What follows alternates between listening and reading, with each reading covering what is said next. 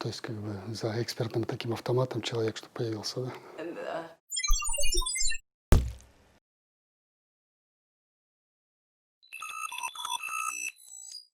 Ну вот не знаю.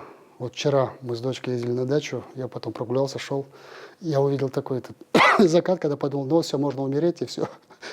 Ты вот что-то интересное увидел. Ну, это так, я полушуточные такие мысли. То есть как бы вот ощущение того, что ты что-то совершил, сделал, неважно там для других или для себя, там, здесь, наверное, границы расплывчатые. Есть какие-то вещи, где ты вроде бы стоишь солидно, но нужно двигаться еще на какие-то ступеньки вверх. Где-то ты там зацепился краешком пальцев, и нужно, может, взобраться и понять, куда дальше двигаться. Поэтому вот я еще в разных местах себя определяю, как вроде бы состоялся и надо дальше двигаться по той же тропе, куда ты уже вышел, а где-то, может быть, тебе нужно новые дорожки исследовать и смотреть, чем ты мог быть полезен. Главное, выбранная дорога, и ты вроде с ней уверен, ну не то что уверен, а как бы с ощущением уверенности в себе идешь, что это правильная дорога, и тогда там уже, может быть, ты уже состоялся. А там, что с тобой произойдет, как далеко ты зайдешь, там, это уже может быть вторичный вопрос. И мне кажется, можно определять в том, состоялся ты или не состоялся, если ты вот нашел какие-то свои одну дорогу или несколько дорог, и вроде бы по ним идешь. А там вот эти всякие штампы, печати, грамоты, дипломы и так далее, что ты там сертифицированно где-то оказался на этом пути, это уже вторично, мне кажется. Ты вроде какого-то счастья достигаешь. Ну, иногда же определяешь, что такое счастье. Это как бы вот этот разрыв между желаемым и тем, что ты есть, там, скажем. Когда он слишком большой, это как-то вот надо к психиатрам обращаться. А вот если совсем все это слиплось в одно, тогда ты непонятно, что ты делаешь, зачем ты живешь. Поэтому разрыв важен, но он должен быть небольшой. И здесь, может быть, не знаю, кто это, Станиславский или кто там говорил, когда нужно любить искусство в себе, а не себя в искусстве, но это можно применить ко всему, там, скажем, да, что вот ты вроде что-то делаешь, но ты делай это, потому что это тебе самому интересно, а не потому, что ты вот живешь в каком-то таком лубочном мирке, в котором тебя так красиво нарисовали, и сам себя так нарисовал с точки зрения это, как бы, взглядов окружающих. Проверка истинности вот этого может быть, не знаю, я бы иногда так говорил, исходя из, не знаю, делаешь ли ты это на одном дыхании, там, скажем. Ну, как это сказать? Ну, как, ты как живешь, как дышишь фактически, да. Но здесь на одном дыхании имеется в виду, что ты начал чем-то заниматься, и ты просто забыл про все остальное. И ты вот вроде начал, а потом очнулся, а ты, оказывается, уже завершил это. Вот если такие моменты ловишь, я сам себя как бы замечаю, такие моменты в себе ловишь, то тогда ты ощущаешь, что ты вроде бы занимаешься тем, что нужно, потому что ты не отвлекаешься, тебе это интересно, и это вот получается то, что тебе нужно. Между началом какого-то дела и концом у тебя нет никакой разницы. Это просто вот все, получается, ты и вся Вселенная, как бы вот все в одном промежутке оказались. Но ты даже не знаешь, что это промежуток, просто как вдох ты начал, когда выдохнул, а ты завершил, оказывается. Поэтому как на одном дыхании я так выразился. Но такие, к сожалению, моменты не так, ну не то, чтобы не так, в последнее время, к сожалению, не так часто происходит. И ты понимаешь, вот это дело, оно вроде нужное и важное. Ты так посмотришь, это нужно, и мне нужно, и вроде за это заплатят, а это еще к тому же и полезно будет, еще. Но потом думаешь, ну вот что-то не идет. И ты ощущаешь, что вот нет этого дыхания. Но иногда бывает так, что вот раз и быстро все протекает. И вот если жизнь может превратить в такую пунктирную точку всяких таких дел, это вот было бы просто великолепно. Из нынешних проект большую диссертацию доделать, потом из таких практических совершить такой велотур, такой соло, тем более я хотел.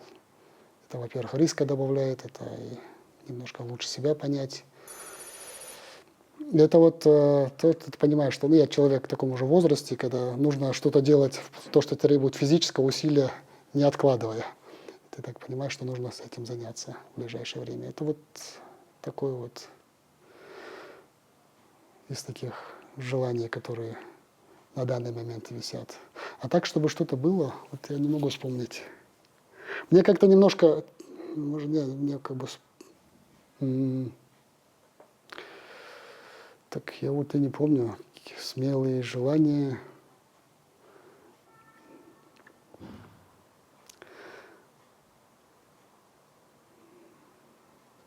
Вот несложно, да, что-то.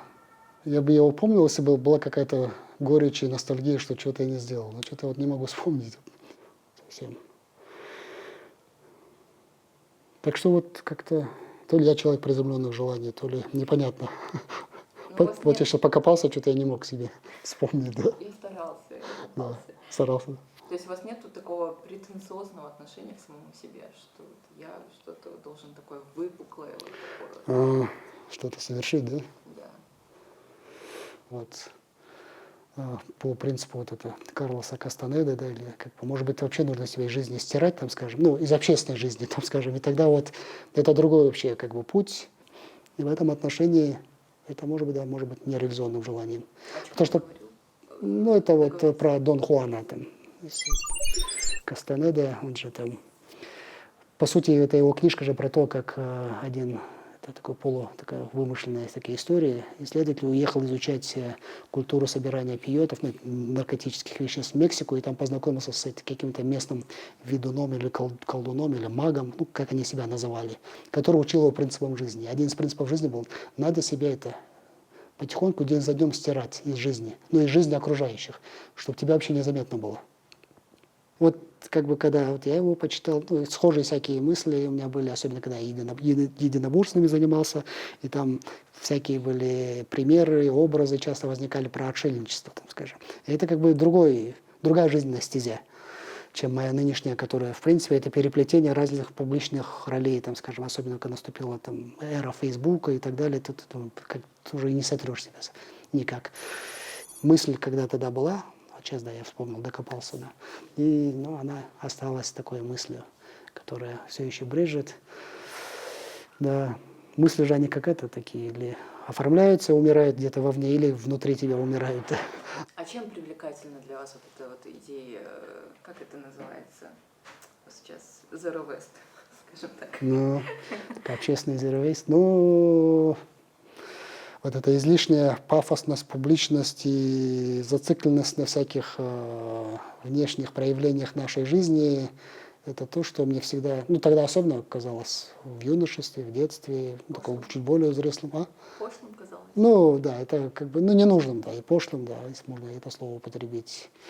И это может быть то, что портит человечество, ну или людей, нас. И мне казалось, что это важно не потому, что это мне комфортно, но это потому, что, может быть, это вот так лучше вообще. Да. Кстати, вот мысль про это мне вот до съемок с вами очень давно не приходила. Да? Я думал, она умерла уже внутри меня, но оказывается нет еще. Почему я вот эта мысль велосипедное путешествие соло, это тоже один из способов, там, скажем, уйти. Но хотя все время такие шальные мысли мелькают, там надо вести репортаж оттуда.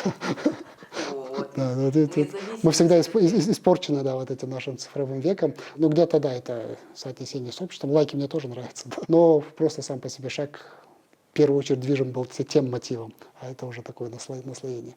Где-то я читал, там у скандинавских народов была традиция на период совершеннолетия, такой обряд был. Человек должен был уйти там в горы или в лес сам один. Ну, правда, еще у парней нужно было там медведя завалить или еще что-то там. Но в любом случае это процесс самоуединения, ты должен сам себя понять в такой момент. Но у нас как бы такая культура, да и жизнь сейчас такая, что самоуединения мало, нету, и вся жизнь как-то так движет всех и заставляет, вылезай из своей норы, делай что-то, показывай что-то, двигай куда-то.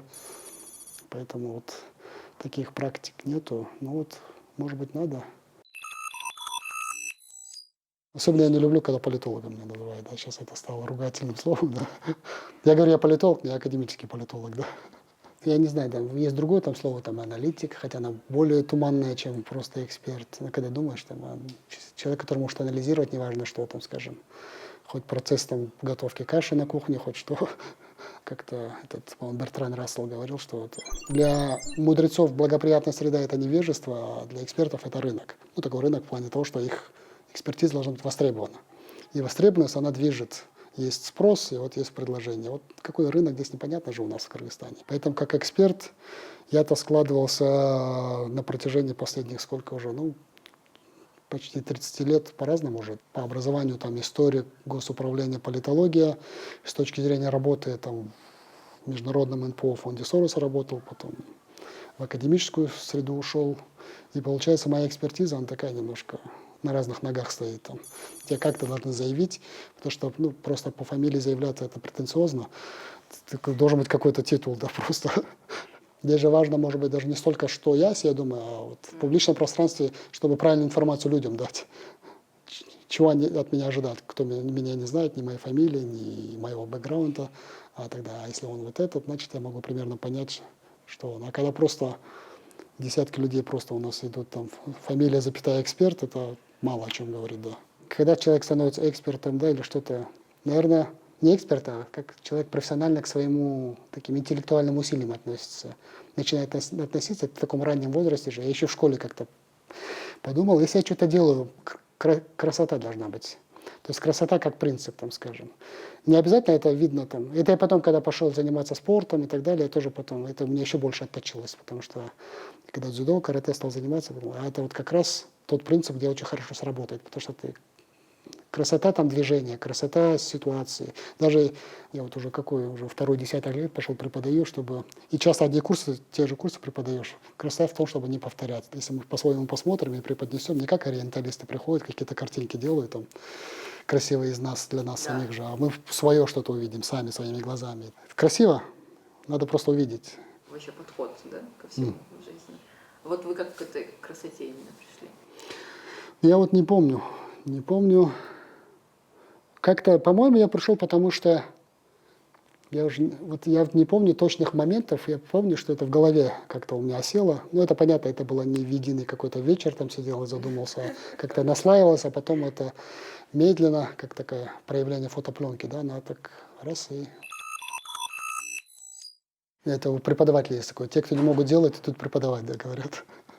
Конечно, ценится всегда, особенно те, кто выбрали какую-то сферу, которая требует практического знания, чтобы они поработали, там, скажем.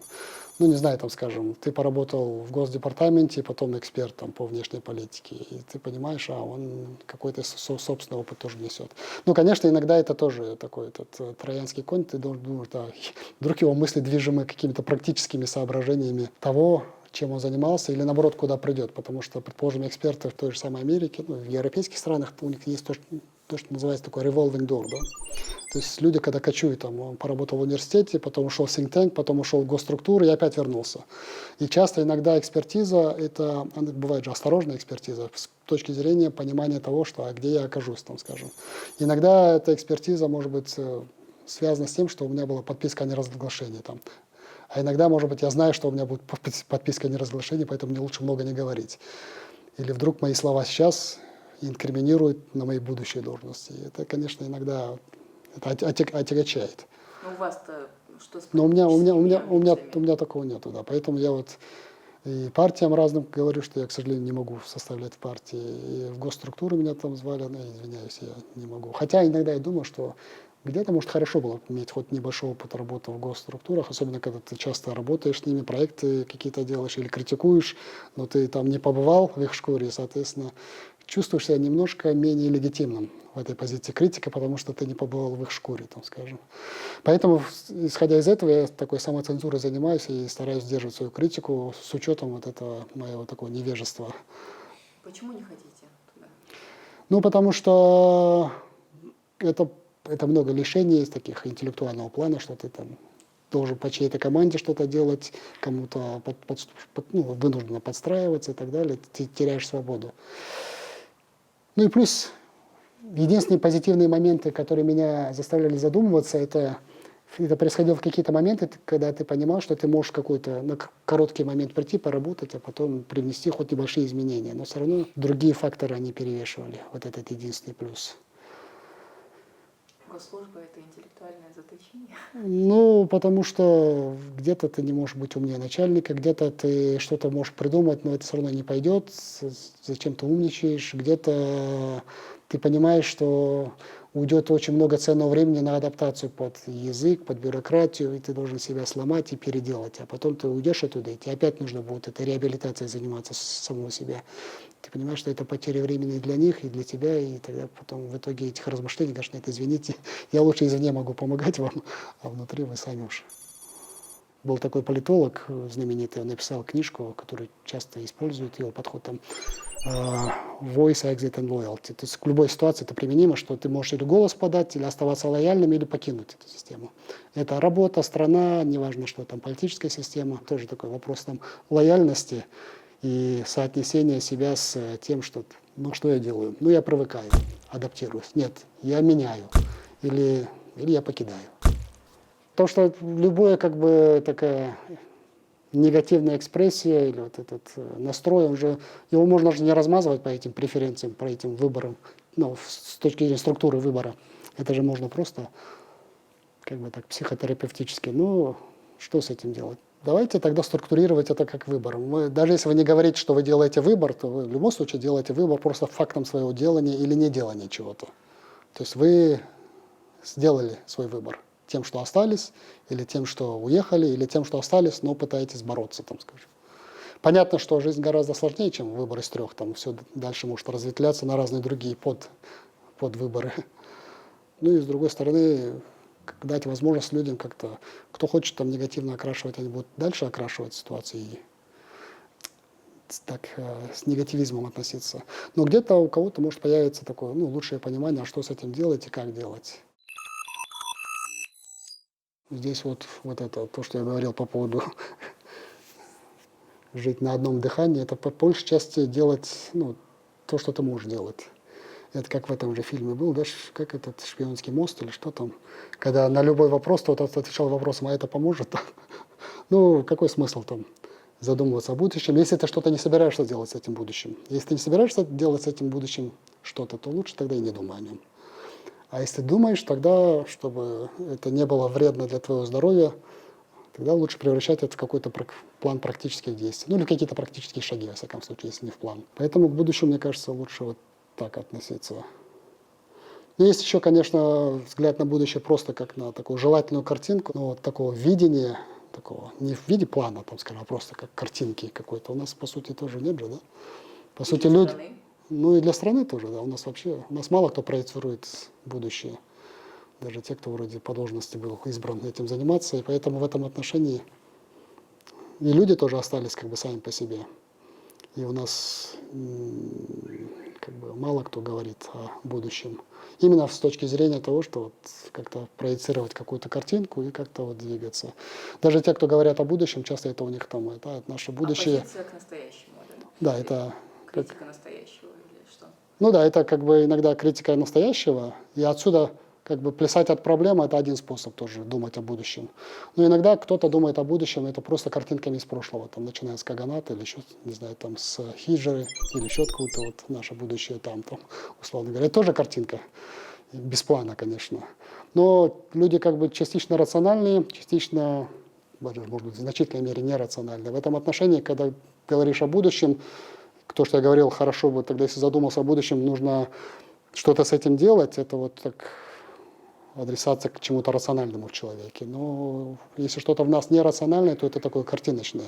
Но картинка, она часто, к сожалению, у нас что-то из прошлого. Кто-то ностальгирует по советскому, кто-то по исламскому, кто-то по нашему Каганату древнему, еще почему-нибудь. И тогда вот эти картинки, они так бы немножко как бы смягчают нашу внутреннюю боль и фрустрацию, но они не помогают с точки зрения выстраивания нормальной дороги к этому будущему. И те, кто могли бы правильно выстраивать будущее, ну, фактически у нас их нет. Если посмотреть, у нас в стране там, за эти 20-30 лет сколько стратегий было написано, но это были формальные стратегии. Те, которые говорят про будущее по-серьезному, у нас практически-то и не было как таковых, чтобы собирались люди, неважно, это госчиновники или какие-то люди, не связанные с государством, посидели и подумали, куда двигаться дальше. Ну, такого у нас нету. Вот сейчас наступает выборный такой сезон. Опять люди будут что-то говорить про будущее. Но это опять-таки больше для выборной игры, но не с точки зрения, чтобы дать повод через вот этот процесс задуматься о будущем. Поэтому у нас, к сожалению, будущее такое без присмотра осталось. И точнее мы сами, получается, неправильно относимся к будущему. Где-то из ностальгии, потому что по большей части она бесполезна, где-то она какую-то свою роль такую психотерапевтическую играет, правильно, люди как-то свою идентичность на этом строят, ну и так далее. Но оно непродуктивно, то есть как минимум вот по этой причине она неправильна. Ну и потом у нас, к сожалению, наша такая жизнь общественная или общественно-политическая выстроена так, что, к сожалению, даже если появились люди, которые пытаются из такого картиночного будущего говорить о будущем, у нас нет нормального механизма и способов договариваться. Потому что о будущем все равно договариваться ж нужно, потому что мое будущее может отличаться от вашего будущего, ну и от его будущего и так далее. А где и как об этом договариваться, у нас, к сожалению, такого нет. У нас даже в семьях споры же и раздрай. Там, будущее ребенка, глазами ребенка это совсем другое, чем будущее родителя. Там, точнее, как родитель смотрит на это будущее. И тут у нас на всех уровнях и везде вот это сплошное как бы насилие по тому, чтобы гасить какие-то любые проблески того, чтобы правильно думать о будущем. Но это я говорю о таком диктате государства на большом уровне и начинает там заканчивать диктатом родителя, да, о будущем ребенка. И нет таких формальных, хороших таких пространств или институций, внутри которых можно было бы говорить о будущем. Опять-таки, возвращаясь к выборам, выборы тоже, это же такой одно из тех пространств, где нужно обсуждать и говорить про будущее. Но это даже про форму. То есть все уже у нас согласились, что у нас не обсуждается не то, что будущее, даже просто идеи не обсуждаются. Поэтому вот у нас она непродуктивна, и плюс у нас нет такого хорошего фасилитирующего пространства, которое может двигать к будущему. Ну, понятно, у нас нет такого масштабного уровня людей, которые куда-то могли бы вести. Но не всегда есть какие-то политики, которые пытаются свои группы сколотить и куда-то двигать, но там больше такие меркантильно-прагматические интересы, которые движут людьми, которые даже ведут какие-то группы. Но чтобы появились какие-то люди, которые могли бы куда-то вести, потому что здесь тоже непонятно. Здесь я даже как эксперт немножко тоже могу поплыть и неправильно, не то что неправильно, как бы все равно запутаться, чтобы дать четкую какую-то картину того, что у нас в этом отношении происходит. Потому что то ли будущее, или точнее видение хорошего, ясное видение будущего может появиться, потому что есть те, кто могут предложить, сказать, вот смотрите, будущее, давайте идти. Я знаю, как мы договоримся. Если не все, то хотя бы большинство. Или же должен быть спрос. Может быть, такие люди не появляются, потому что всем все равно. И тогда, даже если те, кто могут... А может, они не нужны, да. И, соответственно, может быть, будущее – это просто такая временная шкала календарная, которая каждый год наступает, и это и есть наше будущее. Но не картинка нашей какой-то жизни, хорошей, счастливой или любой прилагательной, которую мы можем обозвать. Да, светлое будущее, да. Будущее должно быть светлое. Но тогда прошлое должно быть темным. Но у нас люди не соглашаются с этим, да.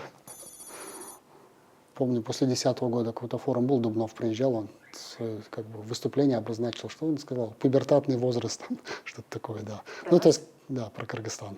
Ну, где-то, наверное, и понимаешь, что логика есть какая-то, потому что молодая страна, там 20 или 30 лет, это много или мало. И понятно, что и у многих тоже есть ощущение того, что все равно нужно через это пережить. И даже когда экспертно или полуэкспертно люди обсуждают, кто-то приезжает, говорит, да сделайте с партиями вот так, чтобы не было коррупции. А потом говорят, да у вас в вашей же Италии, там, когда партии избавились от коррупции, сколько заняло лет там, и так далее. Или там до сих пор какие-то проблемы есть. То есть, наверное, да, есть какая-то определенная логика, что ты не можешь вот эту картинку там сразу раз перенести буквально на завтра. Потому что есть какой-то процесс. И, наверное, есть какая-то определенная цена, которую нужно платить. То, что ты должен, или мы должны как общество там что-то вкладывать, что-то отдавать, чтобы что-то получать. Потому что она не может так буквально наступить, потому что там в учебниках истории написано, что у других вот так было. Или потому что мы вдруг захотели, что это так должно быть. Что все это достигается усилиями, кровью, потом, лишениями. И, соответственно, если люди не готовы платить какую-то цену, то кто нам что-то даст? Провидение, судьба там или кто-то. Ну, как там, монас должен какой-то появиться и вывести нас, там, мы же хотим за кем-то пойти. Мне кажется, это немножко ложная тоже такая идея. Что чтобы не идти за кем-то. Ну, да. Здесь как бы вот эта же фрустрация тем, что у нас происходило десятилетия эти, тем, что мы сейчас проживаем, оно же есть. Вот этот негативизм, он вроде бы есть, но иногда подумаешь, а все ли так плохо, да, там, и может быть... Нужно вот эти крохи взять, пересчитать и гордиться просто ими, то, что есть там. И это тоже кому-то что-то облегчит внутри.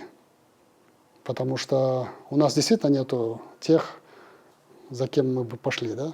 Это становится плохо, но это и, может быть, это и хорошо, потому что вот эти даже, если смотреть, наши 5-й, 10-й год и так далее, я помню, после 5-го года там люди там ходили, говорили, буквально на следующий день, да, но зато следующий, кто придет, даже если он будет плохой, он будет знать, что это не прокатит, там, скажем.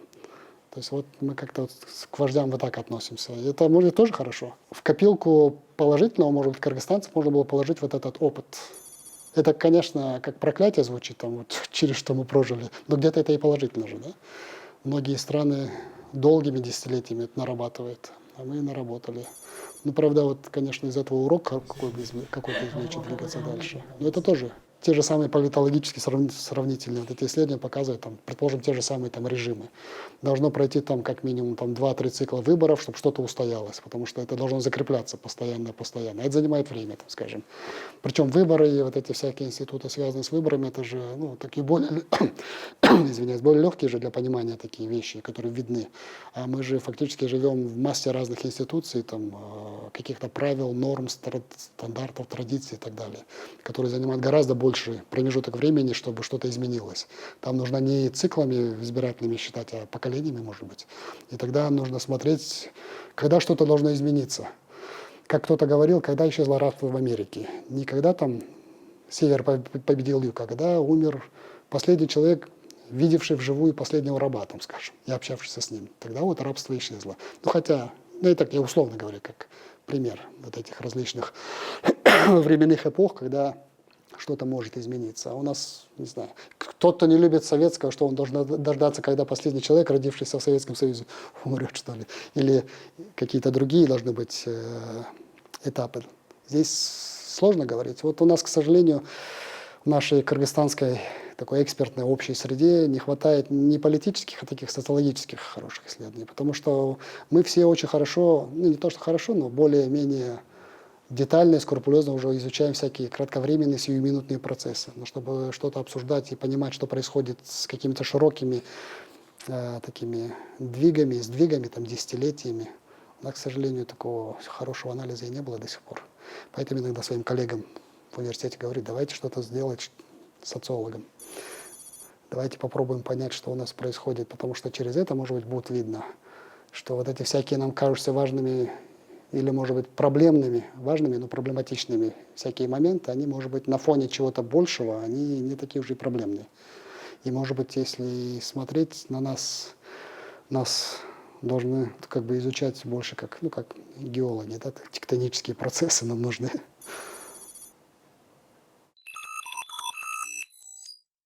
Я когда-то давно еще, когда был в Лондонской школе экономики, там лектор был, очень знаменитый антрополог Джеймс Скотт. И у него была лекция интересная, называлась «Почему цивилизация не может забраться на холмы?». Он изучал племена, которые жили в горах Юго-Восточной Азии, и он пытался понять их тактику, или точнее, их практику взаимодействия с долинными цивилизациями, которые строили государства и пытались их захватить, эти племена на холмах. И он показывал, как эти племена на холмах пытались адаптироваться и менять свой образ жизни так, чтобы сопротивляться этому. Что такое долинная цивилизация государства? Это когда ты должен всех заставить платить налоги. Да? А как ты это можешь сделать? Ты должен заставить их рис выращивать. Когда не выращивают рис, ты знаешь, куда прийти, когда прийти и забрать рис. Так ты выстраиваешь государство. И вот он объяснял тоже, как люди пытались всеми способами не выращивать рис, там, меняли свою практику, там, всяких замужеств, женитьб и так далее, и как свою ежедневную жизнь меняли. Я думал, что примерно такой же подход, но не подход, а способ того, как кыргызстанцы приспосабливаются к тому, что такое государство. Я даже вспомнил, как там, бабушки и дедушки рассказывали там, в старые времена, там, кто-то с гор спустился за солью, его там в армию забрали. Да? Ну, это тоже такой же принцип. Да? Как человека забрать в армию, который где-то в горах что-то там делает или пасет, да? Потому что когда ему что-то нужно купить, он приедет, его можно забрать в армию. Я, конечно, утрирую, это немножко другое, чем то, что происходило с цивилизациями риса и горными племенами. Но мы, по сути же, пытаемся, как кыргызстанцы, понять, что такое государство и жить с ним. Там, платить налоги, там, скажем, выполнять какие-то другие повинности, где-то чего-то требовать. И в этом отношении это тоже долгий процесс. У нас эксперт был покойный, Слепченко. Он когда-то давно говорил это. Если мы поймем, как кыргызы раньше делили пастбище, мы поймем, как выстроено государство сейчас. Да? Потому что государство – это часто способ договориться по поводу какого-то общего ресурса, и кто будет и как иметь доступ к нему. Ну, вот какой-то вот такой аналогии, что вот как мы договаривались, как мы совместное пастбище используем, также можно примерно по аналогии понять, что у нас происходит в государстве. Но это касается, конечно, элит на национальном, региональном, местных уровнях. Вот через такую примерно логику, мне кажется, можно понять, что у нас происходит. Часто вопрос же нашей истории сводится к тому, что некоторые модели же они просто были заимствованы, а потом уже какой-то рост такого, как сказать, национального самосознания или что-то происходит везде, ну и в экспертной среде тоже. А как мы поймем, что мы сами хотим? Как мы можем адаптировать то, что к нам приходит? Велосипед не надо изобретать, но все равно просто тупо трансплантировать тоже нехорошо. И как понять, что естественное и что чужеродное, это, кстати, другая моя тема, которой я более углубленно давно занимаюсь, это эта диффузия норм, там, как что-то практикуемое где-то потом становится и применяется в другом месте. И это в том числе применимо к государству, и с кем-то говоришь, там, скажем, про политику там, с нашим дворником, предположим, он скажет, подышай мне рот, там, скажем. Ну, как вот для нас, многих же это там, не президент же, а вот как кто-то там, раньше хан, падишах, недавний фильм же «Военная машина», да, The War Machine, где этот Брэд Питт играл этого генерала в Афганистане. Стэнли МакКристал, который командовал объединенными натовскими войсками. И там, ну, это биографический фильм, там интересный момент есть. Там есть посольство, у них политическая задача, и вот эти натовские группировки, у них военные задачи. Они хотят какие-то масштабные операции провести, ну, обсуждают с посольством. А посольство говорит, слушайте, сейчас выборы, давайте подождите, проведем выборы, а потом вы что-то свои военные операции начнете. А потом генерал говорит своего там помощник, афганец, майор, говорит, давайте лучше афганца послушаем, что такое выборы в афганском контексте. Вот афганский майор подумал, говорит, ну слушайте, как у нас говорят про выборы? Он говорит, ну смотрите, вот у нас есть президент, живой, здоровый, говорит, зачем выборы? Для кого-то на выборах важно, там, скажем, честность и так далее. Для кого-то на выборах важно там любой ценой. Кто-то там, скажем, договоренности так выполняет. Где-то какие-то правила прописываются с тем, чтобы регулировать это поведение, но они могут и не всегда сработать и не привести к желаемому результату. И часто это вот связано с тем, что у нас вот эти всякие правила и форматы нашей жизни, которые мы выстраиваем, они не всегда, может быть, хорошо сочетаются с тем, что мы практиковали, практикуем, и то, что считаем нужными. А вот на данный момент, вот сейчас, как мы делим пастбище? Ой, я вот не специалист по пастбищам, но сейчас всякие вот эти пастбищные комитеты, здесь оно делится, наверное, вот у нас предыдущий президент это любил цитировать одного ученого, он был самый цитируемый в устах нашего президента, шведский ученый, говорил, как говорили наши шведские ученые даже, то, что этот Йохан, я забыл его фамилию, он исследовал коррупцию в Кыргызстане.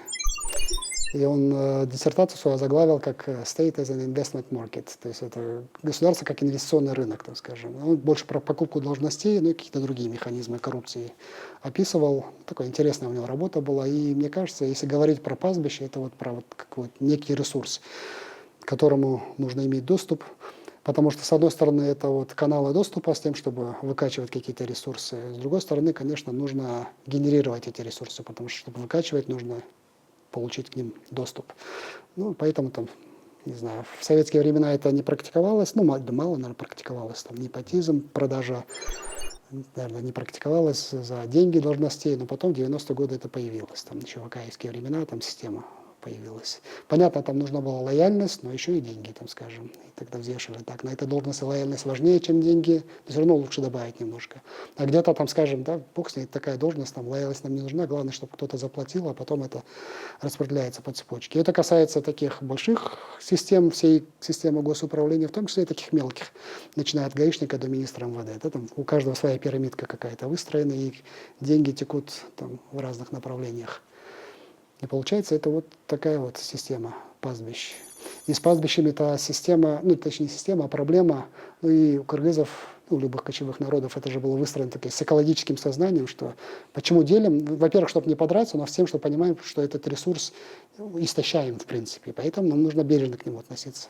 Но проблема с государством в том, что государство не воспринимается как ценное пастбище, который истощаемый ресурс, что нужно там дать бизнесу поработать, если ты хочешь его доить, там, скажем. Ты ему давай там, покормиться, чтобы потом подоить.